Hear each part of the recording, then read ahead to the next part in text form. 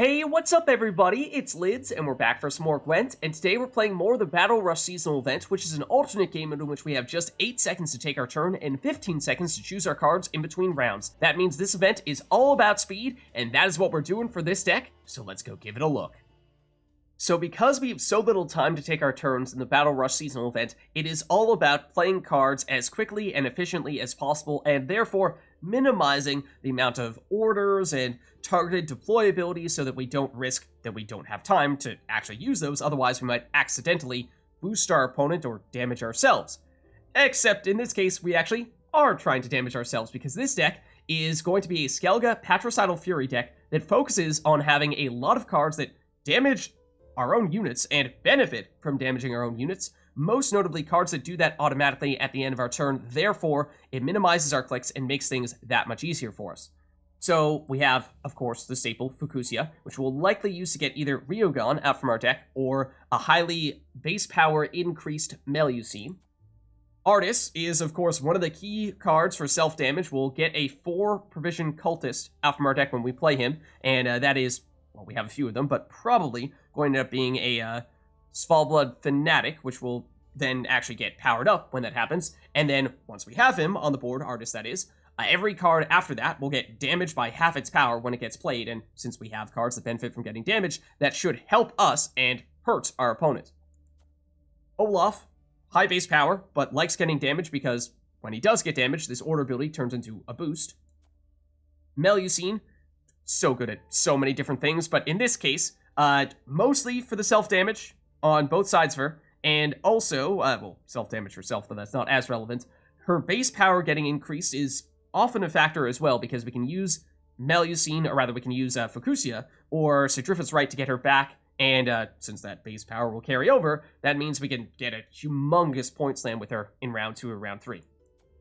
Dire Bear, in case our opponent is doing a whole bunch of boosting, we can shut that down, and if Dire Bear does get damaged, then we are also allowed to boost on that side of the row, so it's useful in that way. We do a little bit of boosting, so it's helpful if we damage Dire Bear just a bit, although even if we don't, it's probably still okay.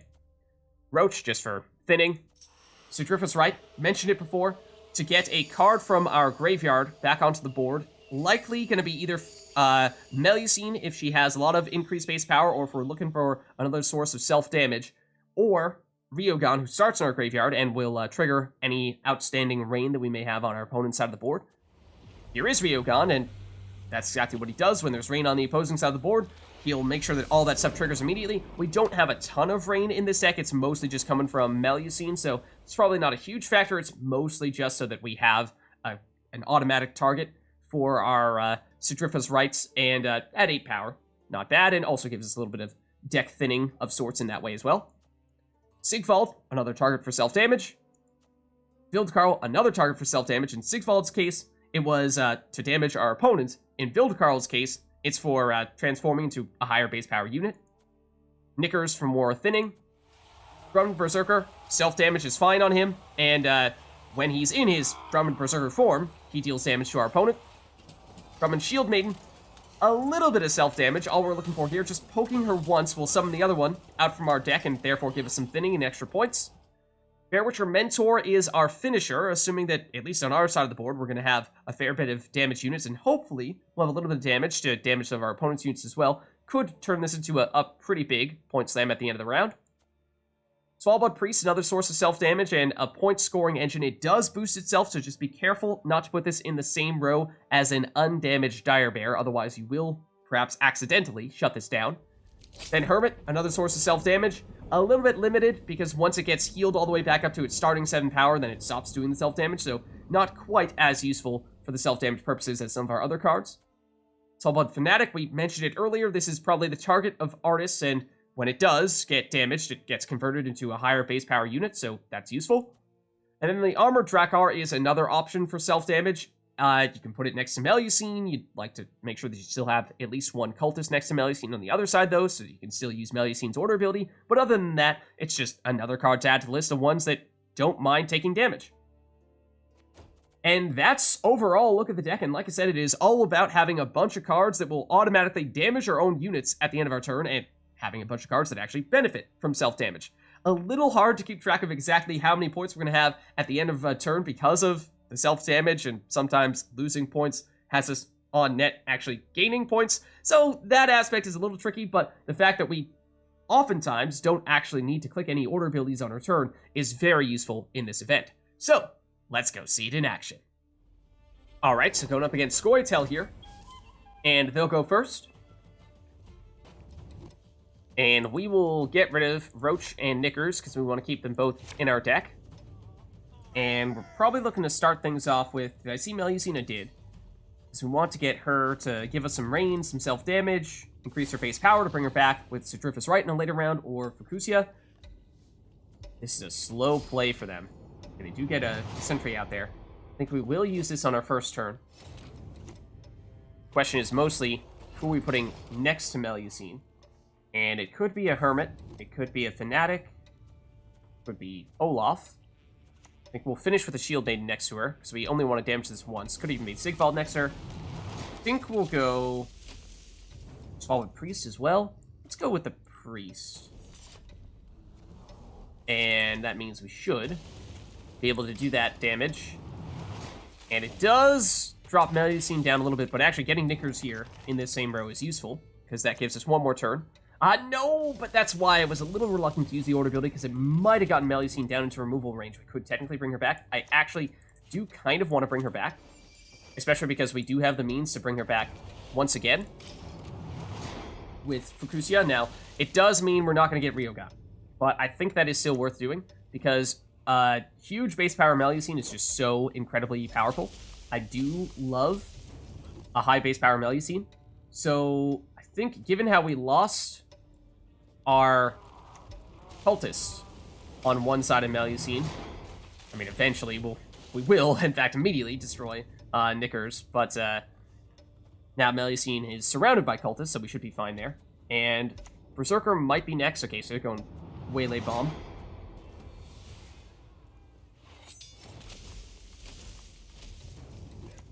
By you. 4 damage here, and should still see Melusine with high enough base power that she can't be removed here by any straightforward means. Certainly not with a Waylay. And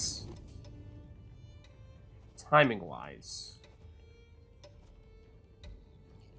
I don't love it, but also you're definitely going to play this in the wrong spot because I hesitated, and so it didn't go in between Melusine and the Bear Abomination where I wanted you to go, so now we're possibly not going to get the self-damage there. We could still put a Hermit there. I suppose that works.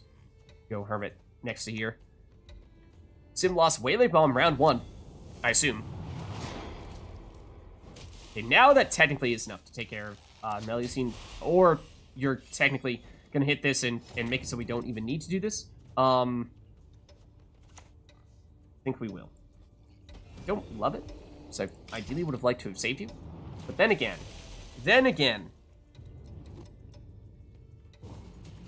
okay, it does mean that I believe we are winning here on even cards, and we may even push here with our 19-point Melusine in round 2 through Fucusya.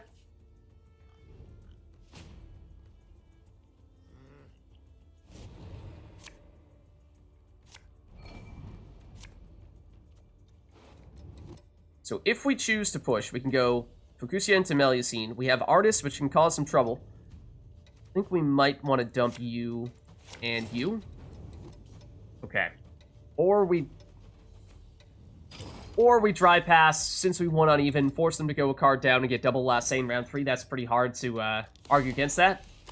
They discarded a card and opted to use their leader ability to put some points on the board. That is not something you see every day.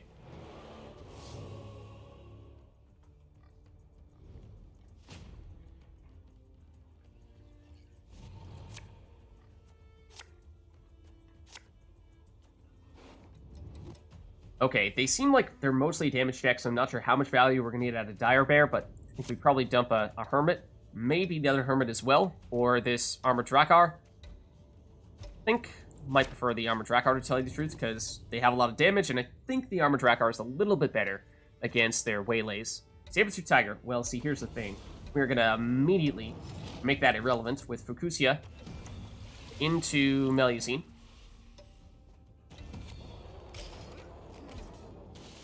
And put 2 cards in the same row. We also use our leader ability if we have further need to do something like that. Okay, that's probably going to hurt whatever we play next, right? So there are a few ways we can approach this. If we go Sigvald. I am surprised that nothing has happened. Okay, is it going to damage everything in the row? In which case, that means we might not want to row stack on our next turn, although we do have a lot of cards that we want to put in the same row. IBR. Okay, so now they're a trap deck. I think now we're looking at probably Drummond Berserker. Still not hitting this, okay. I mean, I would like to play Artis soon, but I also thought that Artis was going to get immediately removed. So I'm... Oh, and yes, we're going to get this damage, but immediately converted. That's the benefit of having cards that like to be damaged. Like Vildkaarl could be next. Then again, I do want to get Artis down here. I do want to get Artis down here.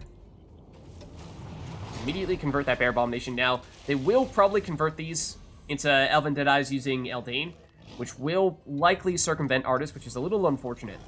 But still think we're doing okay here. It means their point total is going to be much higher than it would initially appear here once they do all that converting. Okay, that's to get more waylays. That was anticipated as well. I think now we probably go Vildkaarl. Want to make sure we have enough time for that to do its thing. Do have enough... Oh, come on. That was... Okay, it did hit the right row. Let's say that was not really the end of our turn there. I'm surprised that it was going to randomize the row that went on. Oh, also, we technically wanted to go leader ability before we went with Artis. Hopefully that's not going to matter here because we do have a pretty sizable lead. But at this point, now let's go Drakkar. And now, let's not Melusine. Because they only have 1 unit in this row at the moment, and they're still raining that row. Okay, Verna Seal. They're going to have to spawn, yeah, because they don't have any Deadeyes on the board right now. I think what we're doing here, we're just going to go leader ability. We're going to go Dire Bear. And then we're just going to Melusine on whatever row it wants to give us the Melusine on. That's probably the better one. So there are lots of damage units on the board, so that means these Bear Witcher Mentors are worth a lot here. There is the Eldain we were anticipating. It's their last play, and it does not turn over very many traps, and we don't even need our 2 finishers here. We still have a over 30-point lead with 2 cards to spare.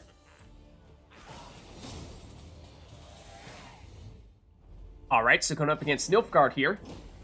And we'll go first. Okay, so we're definitely going to dump Knickers here. Want to keep him in deck. And same with Svalblod Fanatic. And possibly even this Armored Drakkar as well. Okay, Artis is the way we can get some of those key cards. Now, yeah, we might even start things off with Artis, to tell you the truth. Because the other thing that we would potentially do, if we had her, would be start with Melusine, but we do not have her right now. So I think setting the tone early with something like Artis, and then maybe playing Sigvald, and we don't need to rush into him per se, but coded weapons, okay, might need to use our stratagem on him. Well, in which case, why don't we, let's get the Svalblod Priest going, as he is an engine. And Knickers has armor, so he can at least tank that first hit. They are Enslave. And now let's go Shieldmaidens for the thinning. And maybe after that, since we have our thinning here, we can get Sigvald down there. The self-damage. There's C's? Wow. Our priest, that feels like that's a lot of overkill. But, I mean, if you insist. Okay, and since we don't really have the self-damage so much anymore, might just go for damaging engines instead. Okay, now Mill? I mean, we have some good cards in our deck here. Sigrdrifa was right, that's unfortunate to lose that. And don't have great options right now. Maybe do this, and even boost you up just to have a little more time before you convert, so we get more turns of damage out of you. That might be the last card we want to play. I mean, if you want to steal a 3-power unit, I guess that's fine. Not a huge play for us. And at this point, we could put Sigvald there, but I'm feeling okay about passing here. They do have... Oh, well, they were going to get some boosts if we had continued this round. Ointment, they can heal a bit. And we're tied here. Okay. Now they're milling more. Now they've played more cards than us. There goes Artis. Bit unfortunate. They're continuing to go here. Even though they do have the lead now. Okay, I don't know what they're doing anymore. You have no reason for... Oh, no, you do have reason to do this. Okay. I know exactly what this is. It's Kolgrim. That was deliberate. That was deliberate. They're trying to get the Adrenaline 1 on Kolgrim to trigger as quickly as possible in round 2 and go for the 2-0 win. That's what they're trying here. However, we have a nasty surprise for them with Dire Bear. So that's, I think, going to be absolutely crucial in this round. And then, I mean, they might have Renew to replay him in round 3. It's probably unlikely, but, I mean, who knows? So, then we could use Fucusya to get Dire Bear back in round 3 if necessary. So I'm feeling okay about this. So they need, what, 1 turn to, yep, Defender.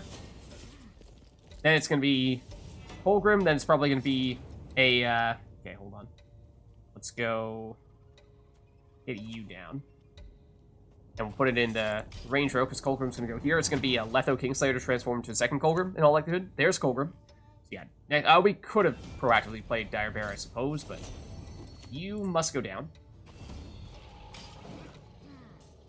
So, do they have control? I don't think they do, because I think this is Letho. It is Letho. So that one will still get boosted. That is a bit of a problem. Now what we can do, though, is go Vildkaarl here for the self-damage, and we might want to leader ability soon as well. Because otherwise... yeah. Please play Olaf. I would like to play Olaf. Leader ability. Fair, what's your mentor? Still trying to keep pace here. It is easier said than done. Easier said than done. Actually, didn't really want to destroy those cards. So here's the thing. Here's the thing. It's kind of difficult to outpace them, but we did. So now the question becomes, do they have the means to get that Kolgrim back in round 3 with a Renew? I think they milled the only way we had remaining to get our Dire Bear back. Svalblod Fanatic is a cultist, and we could put it next to Melusine. I think we'd have just enough time for that to convert. This might work. Yeah, and our alternatives are not great, so I think we stick with this. And we're going first here, so why don't we... Yes, we'll go Melusine.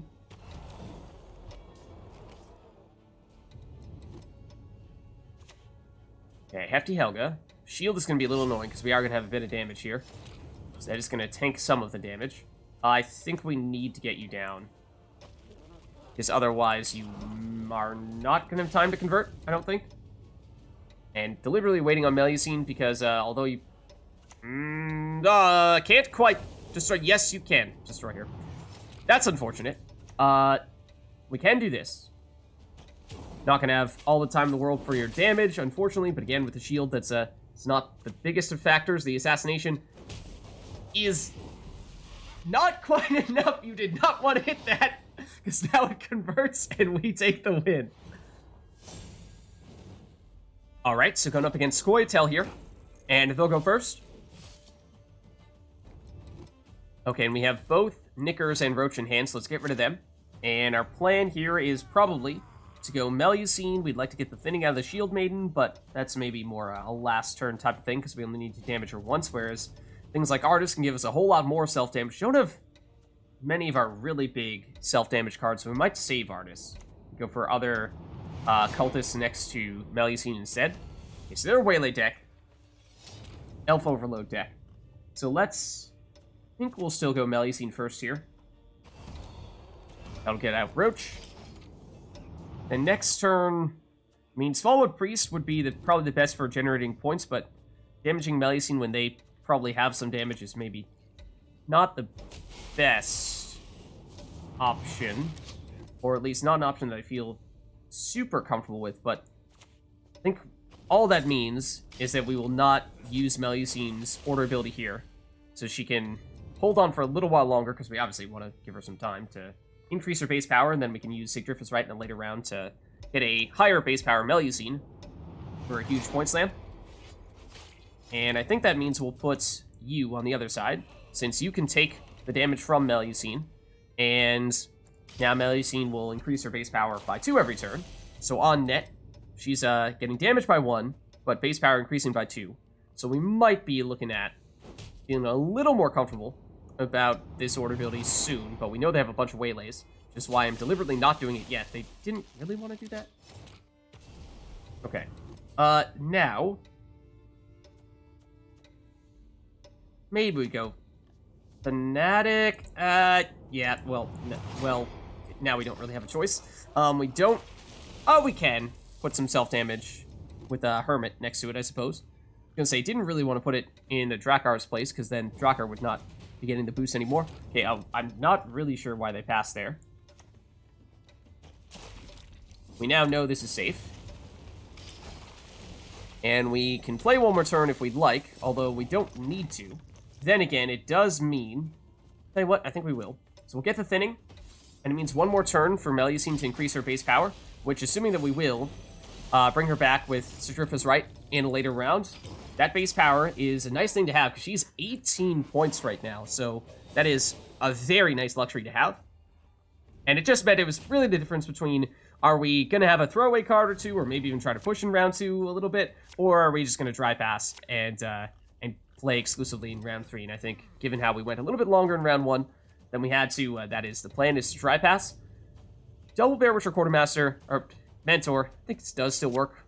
Fucusya is definitely better than the Hermit. So we'll stick with this, and I think the plan is still not to play here. We have 2 cards we can get back. Probably Fucusya. Well, actually, Sigrdrifa's Rite into Melusine would be preferable, because she costs more provisions, so you do Fucusya into Rioghan, and that gives you a little bit of extra rain. So that's probably the plan there. Artis early. I mean, Artis is actually going to be a little counterproductive with the high base power Melusine, so might want to go Sigrdrifa's Rite first, then Artis, and then from there on out play big cultists like Vildkaarl and Olaf, other cards that like self-damage.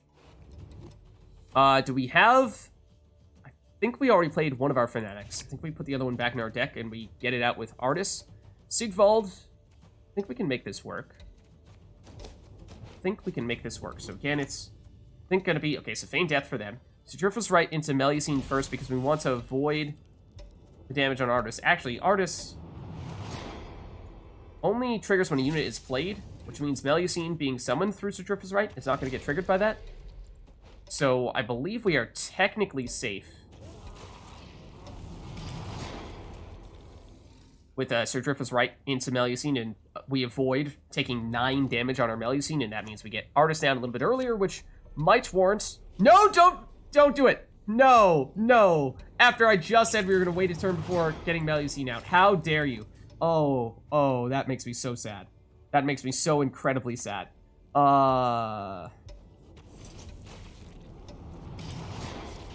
If we had done it the other way, it obviously would have worked. I mean, now we get another card. We can get another card out from our graveyard, and I'm not really sure what the best one is. Probably another one of the Svalblod Priest for more self-damage. Gonna Heat Wave. Oh, okay. I mean, if you say so. Let's go... I guess we'll trigger... let's trigger Olaf first. Or at least set him up first, because I think he's takes a little more time to set up with... we have another... one of the Svalblod Priests, or I think we're going to have to... oh, well, they're the waylays.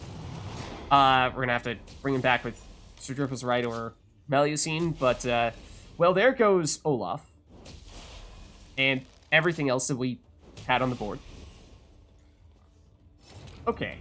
In which case, I think now it's Vildkaarl time. And at this point, what we will do is we will still look to, with Sigrdrifa's Rite.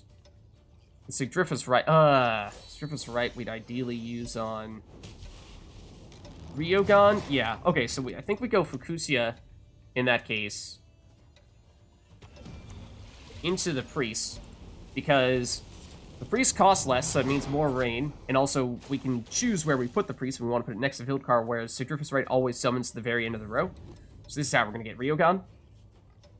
We might need to leader ability soon, because we're going to run out of space on their side of the board pretty quickly here.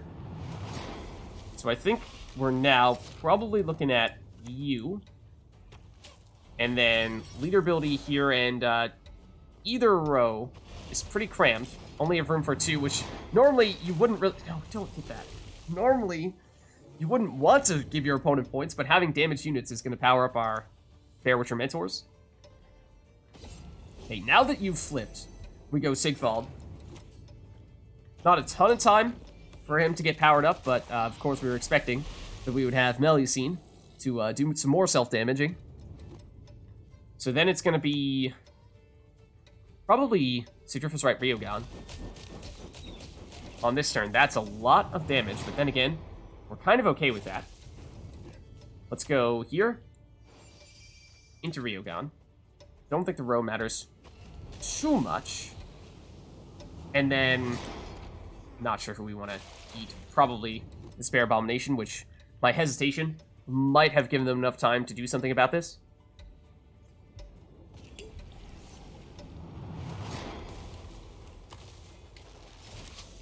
Okay, now let's play our big point slams.